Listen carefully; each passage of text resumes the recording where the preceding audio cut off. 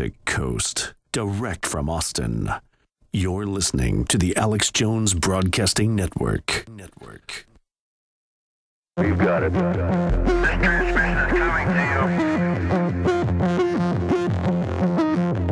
you. Waging war on corruption. All right, you are go. It's Alex Jones, coming to you live from the front lines of the info war.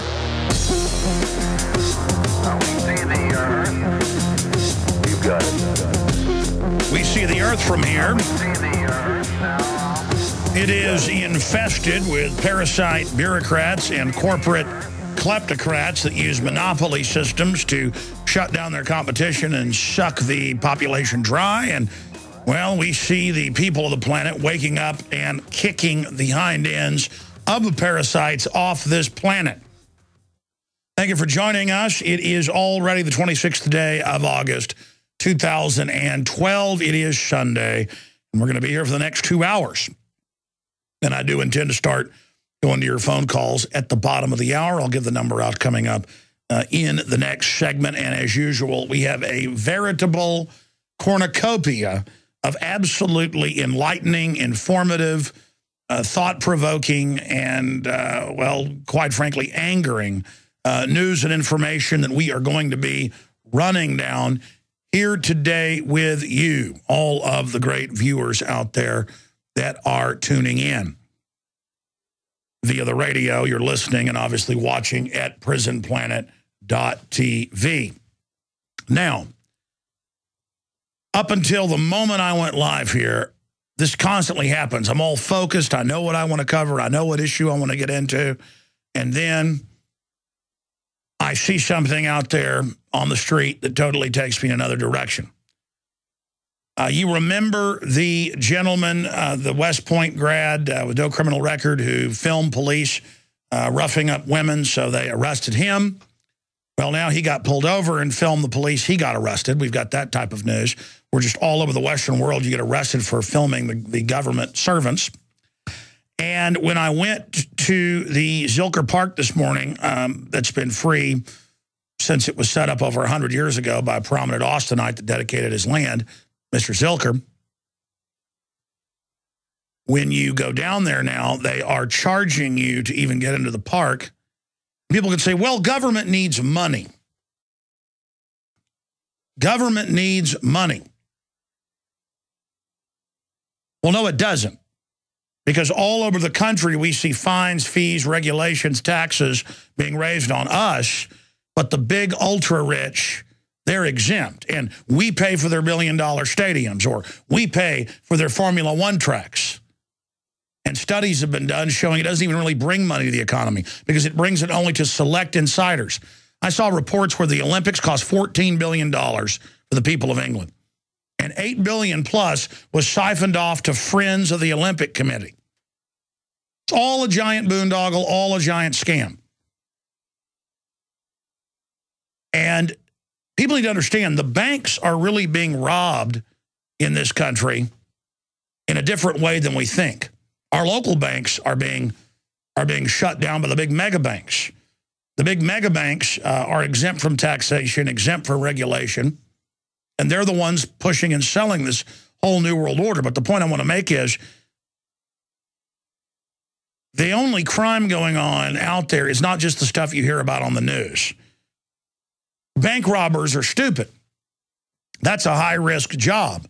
But if you can get into government and you can get into the bureaucracy, you can rob the people blind, because as a culture now across the world, government just unifies its criminal activity to where it's a seamless wall of corruption. I saw a report today where in a small town where people are going bankrupt and the economy's collapsing in Illinois, there is a government bureaucrat paid $500,000 a year to do, quote, 10 jobs, and it isn't 10 jobs, and the person gets 5 months of sick days off, not counting a couple more months of vacation time. So they work like 4 months out of the year and get $500,000. And I've seen cases like that all over the country where you'll have a city manager getting $890,000 a year while they're taking little old ladies' houses for property taxes. It's wrong. We'll be right back. Wide, it's Alex Jones. It certainly is, and I want to thank all of you for joining us on this Sunday transmission. There is no doubt I am the hardest working man in radio. I am here Monday through Friday, 12 noon to 3 p.m. Eastern. Back Sundays, 5 to 7 Eastern, or 4 to 6 Central, 11 a.m. to 2 p.m. Central. And then we come back Sundays, again, with the 4 to 6 transmission. We also have the weeknight InfoWars Nightly News, 7 o'clock Central Standard Time, the television show, 7 o'clock Central, 8 o'clock Eastern, that streams out every night and is already picked up by some cable systems, not just here in the U.S., but in England. It's on the national cable system, 2 hours a week. Very exciting. Haven't even officially launched that out onto cable yet. Find out more at prisonplanet.tv or InfoWarsNews.com. Okay, wow, where to start? I am, again, in total overload right now. First off, Isaac, the big hurricane, could rival Hurricane Katrina and the amount of damage it could cause. And it's set to hit, I guess, Louisiana, Mississippi, and other areas. I'm wondering, will they confiscate everyone's guns again? Not let people get out on the highways, not let people leave their homes, or make them go to a sports stadium to be raped, and then have the FBI command the U.S. Army to take the guns. Because the government is so nice and friendly. No, we have a predatory government.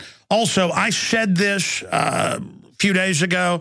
I don't normally get into tabloid news headlines unless there's a teaching moment in it all to show propaganda. I saw the Prince Harry photos. You've seen them in Vegas. They're not playing strip billiards. Without getting graphic, he has a woman bent over, and he's clearly engaged in an act of intercourse. Again, I'm not a rocket scientist, but I know what I'm seeing. And it is now being reported by WYNN TV. Report Prince Harry Vegas scandal could get much worse, more serious than strip billiards.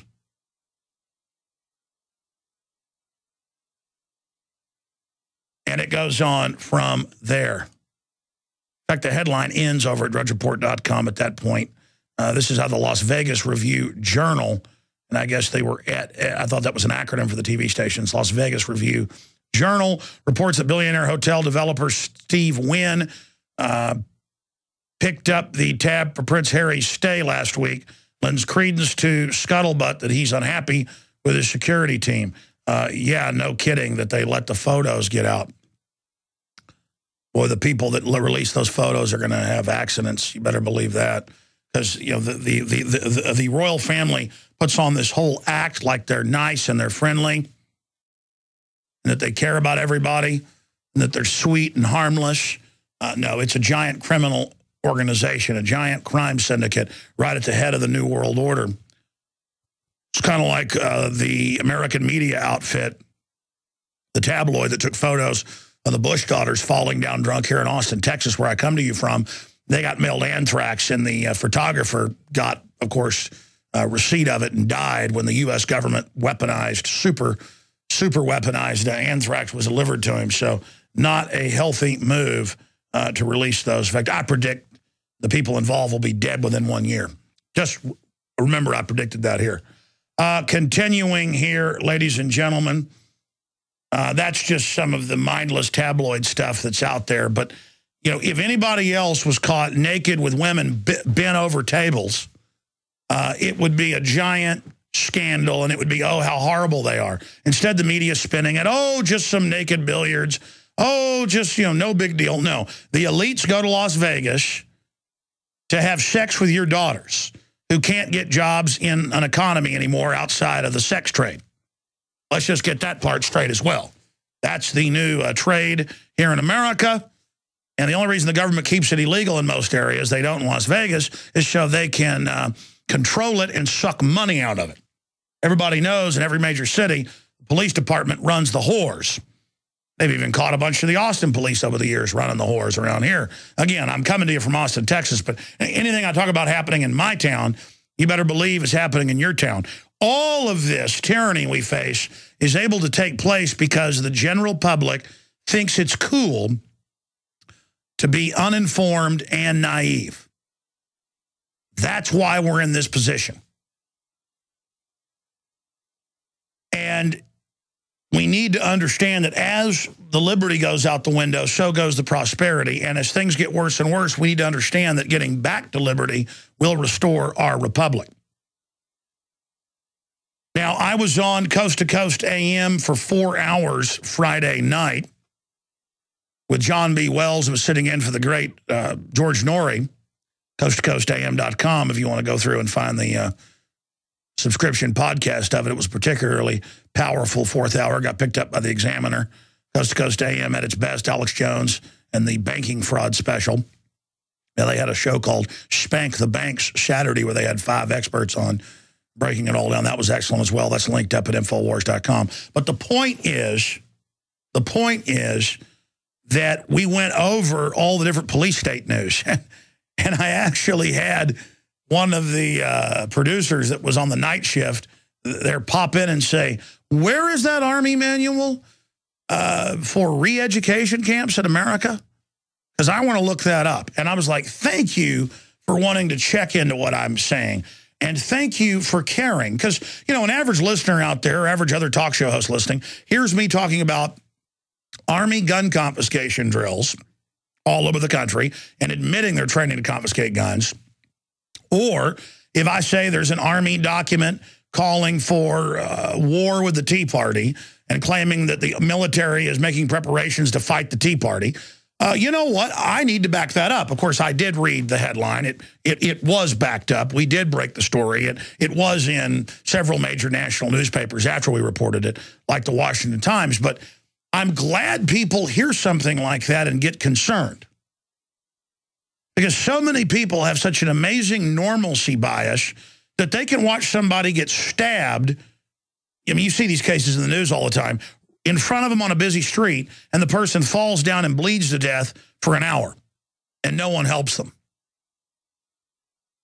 And we have a public that's so self-centered, so domesticated, so soft, so apathetic, that they will sit and watch the society collapse because they're so fat, dumb, and happy until it affects them. But then by the time it affects them, well, their neighbors are just like they are, so it's not affecting them yet. They're not going to stand up for you. And it's a terrible place to be, so isolated, so terribly alone culturally, so atomized politically, exactly as the ruling corrupt monopoly class wanted us to be. The big mega elites that seek to shut down free markets and want to operate through combines and monopolies. And so in the second hour, after I cover some other news and take calls, I will spend a segment or two just going over a spectrum of news that we've covered in the last few months. Leaked Army document outlines plans for re-education camps in America, and I'll give you the Army document, FM 3-39.40, Internment Resettlement Operations PDF. I'll get into Army Strategic Shock Report says troops may be needed to quell U.S. civil unrest. Army manual outlines plans to kill rioters, demonstrators in America. Warning shots will not be fired. It's a quote. U.S. Army to be used against insurrectionist Tea Party. That's only 2 weeks old. We've got military training for national gun confiscation.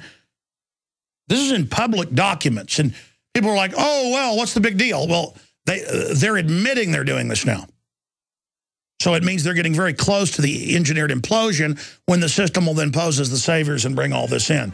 Also, I was on Coast to Coast AM to talk about veteran declared mentally defective has gun seized. We've heard about the Brandon Robb case, the Marine Corps